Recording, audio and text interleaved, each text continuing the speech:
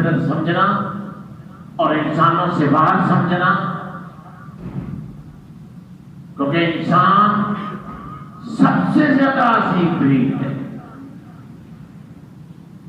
اللہ نے حضرت انسان کو سب سے زیادہ شرف دیا ہے اور تمام مخلوقات میں سے بہتر اور اعلیٰ بنایا ہے۔ اور اللہ نے قرآن پاک میں قسمیں کھا کھا کر بتلایا ہے، والتین والزیتون وطور سینین وہذا البلد العظیم لقد خلقنا الانسان فی احسن تقویم۔ 4 قسمیں اللہ نے کھائی ہیں، پھر فرمایا انسان کو میں نے سب سے بہتر بنایا ہے۔ اور ہمارا ایمان اور عقیدہ ہے کہ انبیاء انسان تھے اور انسانوں میں سے سب سے بہترین تھے۔ تو اللہ فرماتے ہیں ان کی بھی اولاد تھی، ان کی بھی بیویاں تھیں، ومن آیاتہ ان خلق لکم من انفسکم ازواجا، یہ اللہ کی نشانیوں میں سے ہے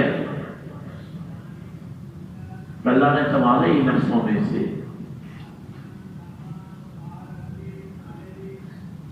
تمہاری بیویوں کو پیدا کیا۔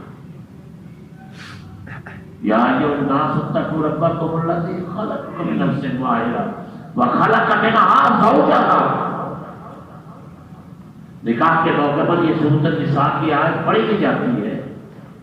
پوری انسانیت کو اللہ نے مخاطب کر کے فرمایا یا ایھا الناس اتقوا ربکم الذی خلقکم من نفس واحدہ، تمہیں اللہ نے ایک جان سے پیدا کیا اور ان سے اس کی بیوی کو پیدا کیا، اور میں پوری انسانیت کو اللہ احکم الحاکمین نے اس روح ارض پر پھیلا دیا۔ اس اللہ کے نام سے تم ایک دوسرے سے رشتے طلب کرتے ہو اور ان رشتے داریوں کا خیال رکھنا۔ اور اللہ کے پیغمبر جناب رسول اللہ صلی اللہ علیہ وآلہ وسلم نے فرمایا لا يدخل الجنت قاطع الرحم، قطع رحمی کرنے والا کبھی جنت میں نہیں جائے گا۔ رشتہ داریوں کو توڑ دینا، رشتہ داریوں کا خیال نہ رکھنا بہت بڑا گناہ ہے، اور اس سے اعلیٰ رشتہ داری اور کیا ہو سکتی ہے جہاں سے انسانیت جنم لیتی ہے، جہاں سے انسانیت بنتی ہے۔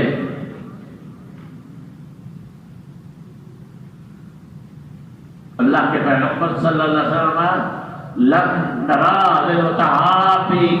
للمتحابين مثل النکاح، دو نکاح کرنے والے آپس سے سب سے زیادہ محبت کرتے ہیں، یہ شرعی محبت ہے، اور یہ اللہ کا طریقہ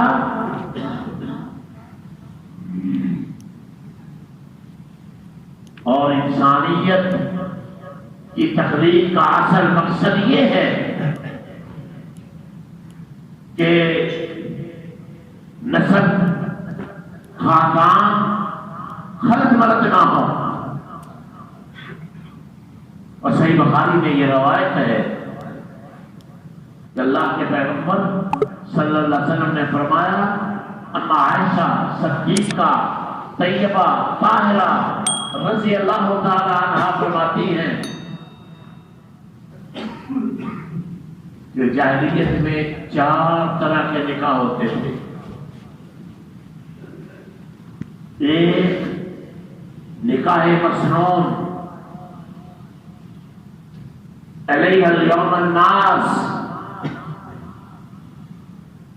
جو آج پوری انسانیت میں جس کا رواج ہے۔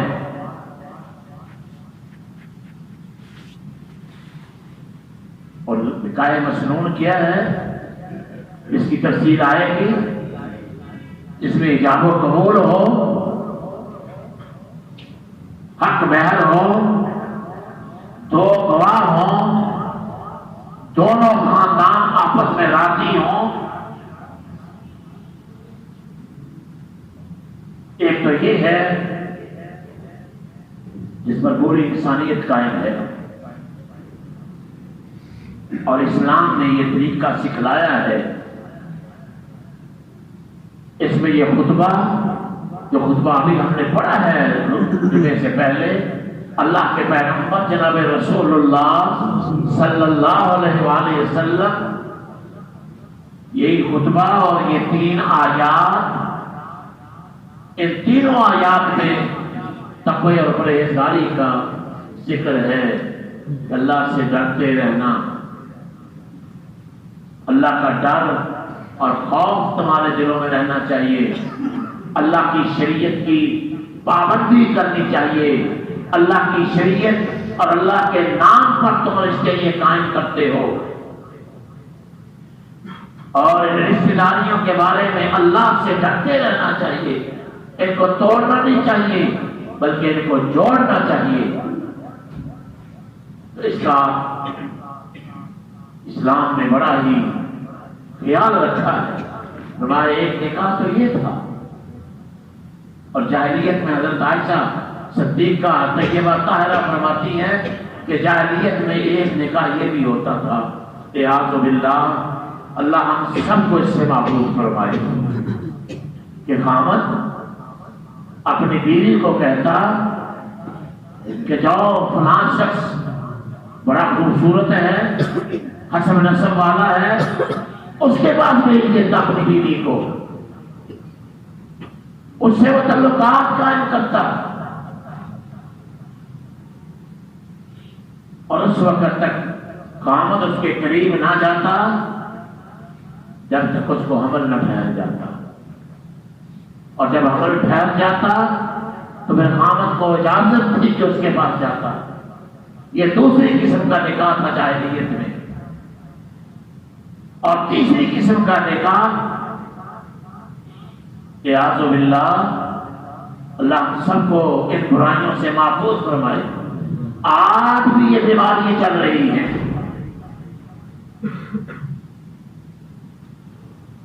ہمارے اس ملک پاکستان میں یہ برائیاں چل رہی ہیں. ایک کی بیوی دوسرے کے پاس، دوسرے کی بیوی دوسرے کے پاس. اس سے بڑا گناہ اور کوئی نہیں. کھلا بے حیائی، بے شرمی ہے یہ. اور تیسرا طریقہ یہ ہوتا تھا کہ عورت کئی بندوں سے تعلقات قائم کرتی.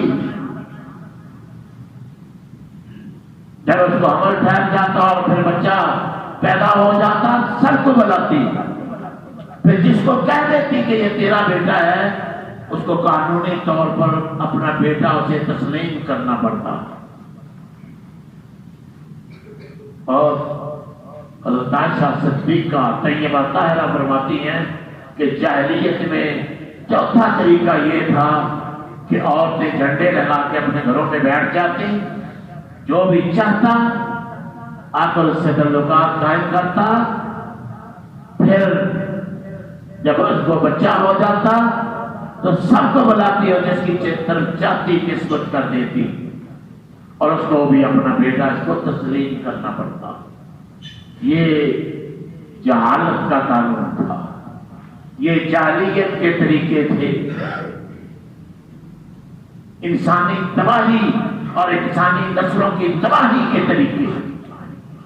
اسلام بہت ہی عظیم ترین دین ہے جس نے ہمیں مصنون نکاح، خاندانوں کی حفاظت، نسلوں کی حفاظت کا طریقہ سکھلایا. اور کچھ نکاح اللہ کے پیغمبر جناب رسول اللہ صلی اللہ علیہ وآلہ وسلم نے ان نکاحوں کو حرام قرار دے دیا ہے. نکاح شگار آج بھی ہمارے یہاں بڑا اس کا رواج ہے. نکاح شگار کیا ہے؟ کسی کو بندہ یہ کہے کہ تجھے میں اپنی بہن یا اپنی بیٹی کا رشتہ دیتا ہوں اس شرط پر کہ تو بھی مجھے اپنی بہن یا اپنی بیٹی کا رشتہ دے گا،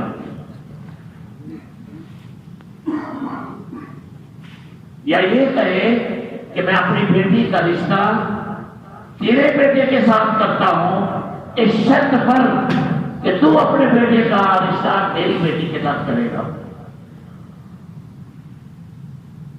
نہا رسول اللہ صلی اللہ علیہ وآلہ وسلم عن الشغار۔ آج ہمارے خاندانوں میں، بہت سے خاندانوں میں اس کا رواج ہے، اور نتیجے ہم نے دیکھے ہیں۔ لوگ آ کے بتلاتے ہیں ایک گھر نہیں ٹوٹا، کئی خاندان ایک دوسرے سے ناراض ہو گئے، بھائی بھائی آپس میں ناراض ہو گئے، پورا خاندان آدھا آدھا تقسیم ہو گیا۔ نوبت لڑائی پر ہی نہیں، قتل و غارت پر جا پہنچی۔ پوری زندگی بغض اور کینے سے لوگ ایک دوسرے کے خلاف بڑے رہے، اس لیے اللہ کے پیغمبر جناب رسول اللہ صلی اللہ علیہ وآلہ وسلم نے اس نکاح کو حرام قرار دے دیا کہ یہ نکاح پٹے سٹے کی جو نکاح ہے یہ حرام ہے۔ اور دوسرا حلالہ، حتیٰ تک کیا زوج الغیرہ، قرآن تو یہ کہتا ہے کہ جو 3 طلاقیں دے دے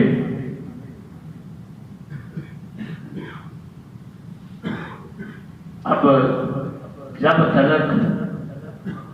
وہ دوسرا نکاح نہ کرے اس وقت تک اب پہلے کے لیے جائز نہیں ہے۔ نکاح یہاں سے مراد وہ شرعی نکاح ہے جس کا ہم پہلے ذکر کر چکے ہیں کہ شرعی نکاح کیا ہوتا ہے؟ عمر بھر ایک دوسرے کے ساتھ نبھانا۔ کوئی شخص یہ نہیں کہتا کہ میں تیرے ساتھ نکاح کرنے لگا ہوں اور چند پھروں یہ مہینوں کے بعد میں تجھے طلاق دے دوں گا۔ شرعی نکاح اس سے مراد ہے۔ البتہ اگر وہ طلاق دے دے اور دوسرا کوئی اس سے شادی کر لے اس عورت سے، وہ بھی اسی طرح باقاعدہ اس سے نکاح کرے، اگر ان میں ناچاکی کہیں ہو جائے یا پھر دوسرا خاوند مر جائے تو پھر پہلی سے دوبارہ نکاح کرنا، پہلے خاوند سے دوبارہ نکاح کرنا جائز ہے نص قرآن کی روح سے۔ اور حلالہ کیا ہے؟ یہ شرط لگا دینا کہ بھئی میں اپنی بیوی کا یا اپنی بیٹی کا نکاح تم سے کرتا ہوں، 3 یا 4 دن کے یا 2 ہفتے کے بعد اس کو طلاق دے دینا تاکہ پہلے آدمی کے لیے حلال ہو جائے، اس کو ہی حلالہ کہتے ہیں۔ لعن رسول اللہ صلی اللہ علیہ وآلہ وسلم المحلل ومحلل لہ، حلالہ کرنے والے اور کروانے والے پر، دونوں پر اللہ نے یا اللہ کے رسول صلی اللہ علیہ وسلم نے لعنت بھیجی ہے۔ اور اللہ کے پیغمبر جناب رسول اللہ صلی اللہ علیہ وآلہ وسلم نے فرمایا، یہ شخص اس کی مثال ایسی ہے، التئیس المستعار، ترمذی کی روایت ہے، جیسے کسی نے سانڈ ادھار لے لیا ہو۔ یہ حلالہ آپ نے کھلے لفظوں میں فرمایا، پھر فرمایا لعن اللہ محلل و محلل لہ، اللہ نے دونوں پر لعنت فرمائی ہے، حلالہ کرنے والے پر بھی اور کروانے والے پر بھی۔ اور اللہ تعالیٰ محفوظ فرمائے جو حلالے کو جائز سمجھتے ہیں، جواب ان کا کیا ہوتا ہے؟ لعنت بھی ہو جاتی ہے، کام بھی ہو جاتا ہے۔ تصور کریں یہ کتنی بڑی بات ہے، اور حدیث کو رد کر دینا اور حدیث کو نہ ماننا اور اپنی منمانی کرنا، میں بہت زیادہ اس پر تبصرہ نہیں کرنا چاہتا، دعا ہی کر سکتا ہوں اللہ ایسے لوگوں کو ہدایت دے۔ ایک عام آدمی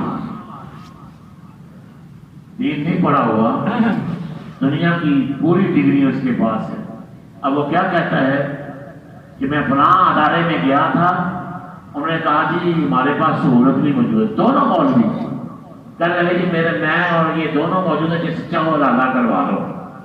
اب اس ان پڑھ آدمی کیا کہتا ہے؟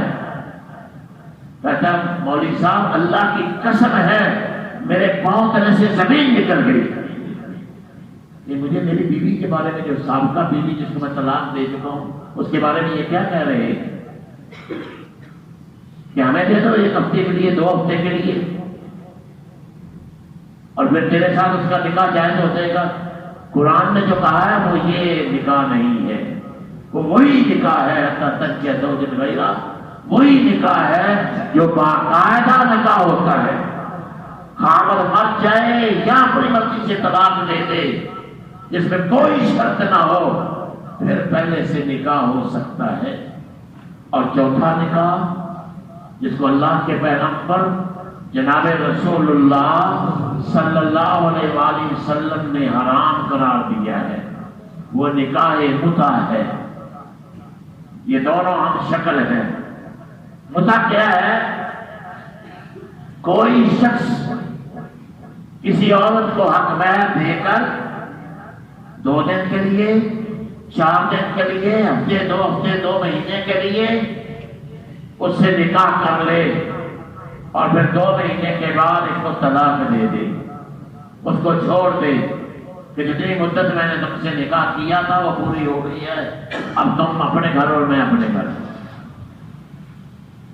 اور اللہ کے پیغمبر جناب رسول اللہ صلی اللہ علیہ وسلم نے 2 دفعہ اس کو حرام کیا۔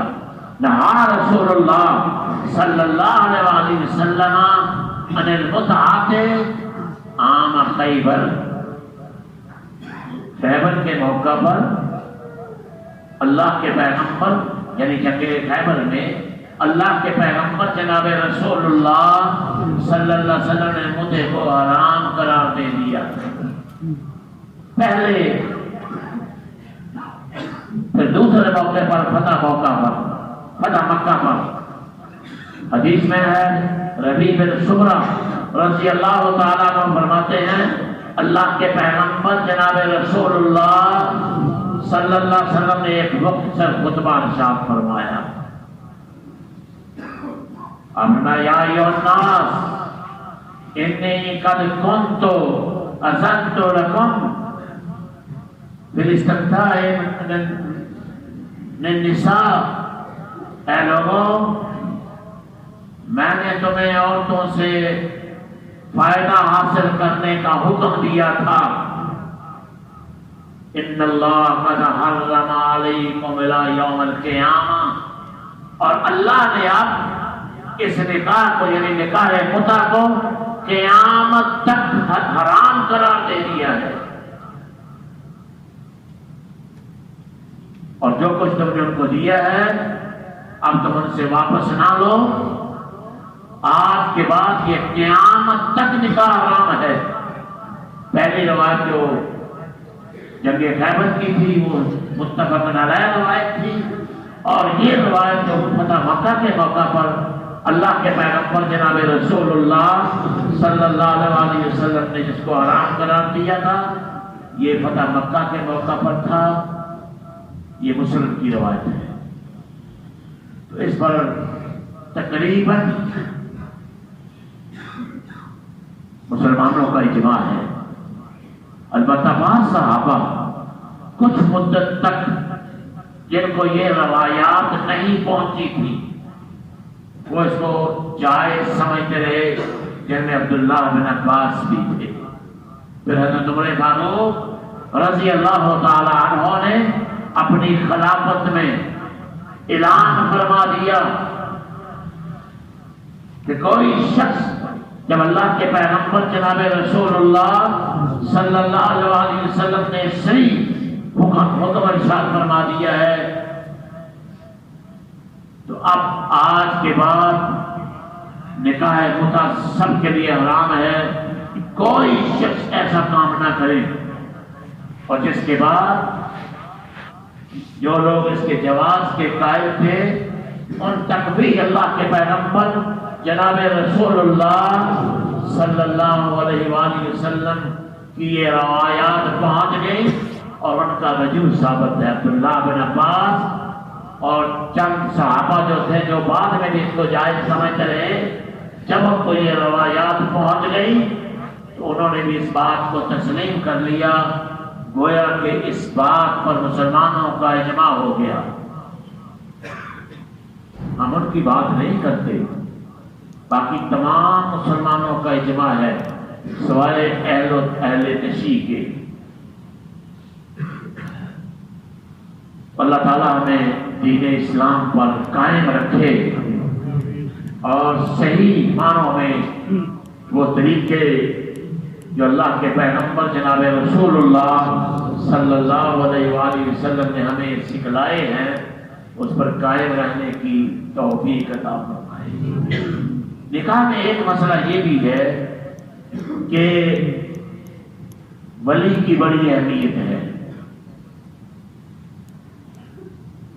رسول اللہ صلی اللہ علیہ وآلہ وسلم نے فرمایا لا نکاح الا بولی،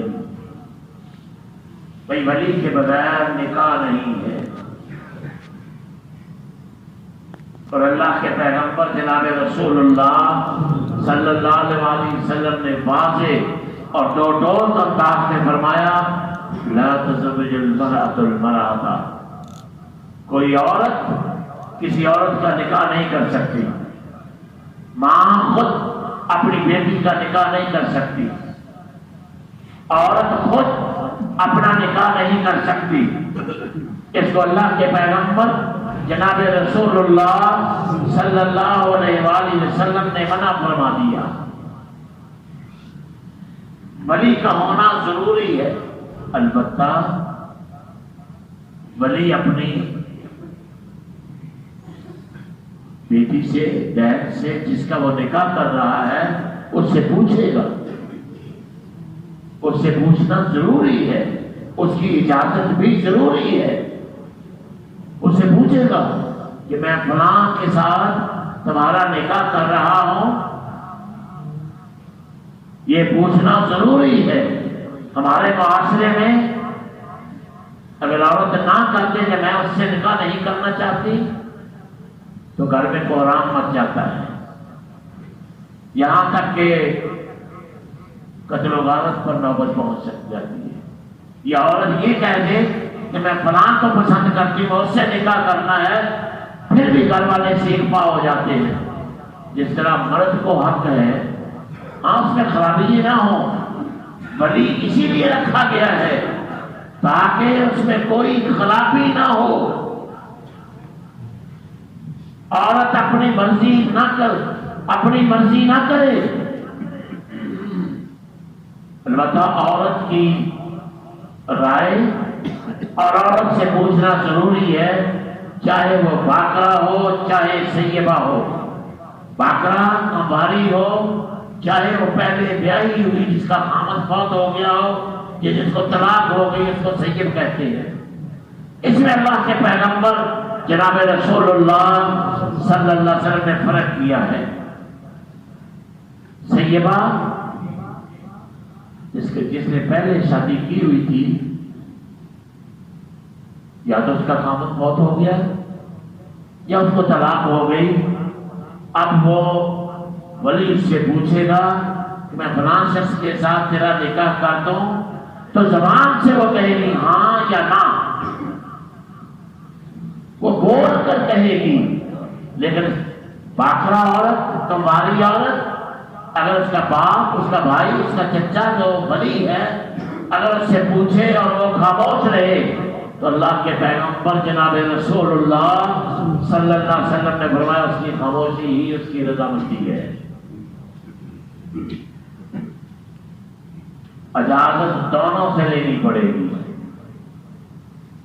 باقرہ کا سکوت اس کی رضامندی ہے، اور سیبہ کا منہ سے بول کر کہنا ضروری ہے۔ جو اللہ کے پیغمبر صلی اللہ علیہ وسلم آیا کہ سیبہ اپنے نکاح کی، اپنے نفس کی زیادہ حقدار ہے، اس کا یہی مطلب ہے کہ وہ کہہ دے کہ ہاں یا نہ، زبان سے کہے۔ حدیث میں آتا ہے ایک عورت جناب رسول اللہ صلی اللہ علیہ وآلہ وسلم کی خدمت میں حاضر ہوئی اور آ کر کہا، اللہ کے پیغمبر جناب رسول اللہ صلی اللہ علیہ وآلہ وسلم، میرے باپ نے فلاں کے ساتھ میرا زبردستی نکاح کر دیا ہے اور میں اسے ناپسند کرتی تھی۔ تو اللہ کے پیغمبر جناب رسول اللہ صلی اللہ علیہ وسلم فخیرہ النبی صلی اللہ علیہ وسلم، اللہ کے پیغمبر جناب رسول اللہ صلی اللہ علیہ وسلم نے اس کو اختیار دے دیا، تیرا دل چاہتا تو اس کے ساتھ رہ، اگر تیرا دل نہیں چاہتا تو اپنے گھر لے جا، چلی جا۔ یہ بھی آپ سمجھتے ہیں کہ آدمی کو اللہ تعالیٰ نے طلاق کا حق تفویض کیا ہے، اور عورت کو اگر اس کو خامد ناپسند ہے یا اس کی عادات ناپسند ہیں یا وہ تشدد کرتا ہے تو اس کو خلع کا اختیار دیا گیا ہے۔ یہ جو ہمارے کالموں میں لکھا ہوا نا، کیا خامد نے عورت کو طلاق کا حق دے دیا، اگر دے دیا تو کن شرائط پر؟ یہ اسلامی تعلیمات سے متصادم ہے۔ اللہ نے قرآن پاک میں مرد کو طلاق کا حق دیا ہے اور عورت کو خلع کا حق دیا ہے کہ عدالت میں جا کر کہے کہ ان وجوہات کی بنیاد پر میں اپنے خامد کو پسند نہیں کرتی۔ بے نماز ہے، یہ بہت بڑے شرعی تقاضا ہے، اس بے نماز کے ساتھ میں نہیں رہنا چاہتی۔ اللہ تعالیٰ محفوظ فرمائے، آپ تو میاں بیوی سارے بے نماز ہیں، جس کو اللہ توفیق دے، جس کو اللہ توفیق دے۔ نماز یا میرا خامد شرابی ہے یا افیم کھاتا ہے یا اس طرح کی جو بھی نشہ کرتا ہے، اس کو اجازت ہے کہ اسے کھلا لے لے عدالت میں جا کر۔ طلاق اور کھلے میں فرق کیا ہے؟ طلاق اگر 3 طلاقیں دے دی تو دوبارہ وہ پہلا قانون حتیٰ تنکح زوج غیرہ، جب تک عورت دوسری شادی نہیں کرے گی پہلی کے لیے، پھر دوسرا اس کو طلاق دے دے یا مر جائے اور پھر وہ پہلے کے لیے جائز ہے، یہ طلاق ہے۔ اور کھلا کیا ہے؟ اگر 10 سال بعد بھی دونوں ناراض ہو جائے، کھلا فسخ ہے، نکاح فسخ ہو جاتا ہے، نکاح ختم ہو جاتا ہے، اور اگر دوبارہ دونوں رہنا چاہیں تو پھر وہ آپس میں نکاح کر سکتے ہیں، نکاح جدید۔ اس میں بھی 2 طریقے ہیں طلاق میں بھی۔ اگر عدت کے اندر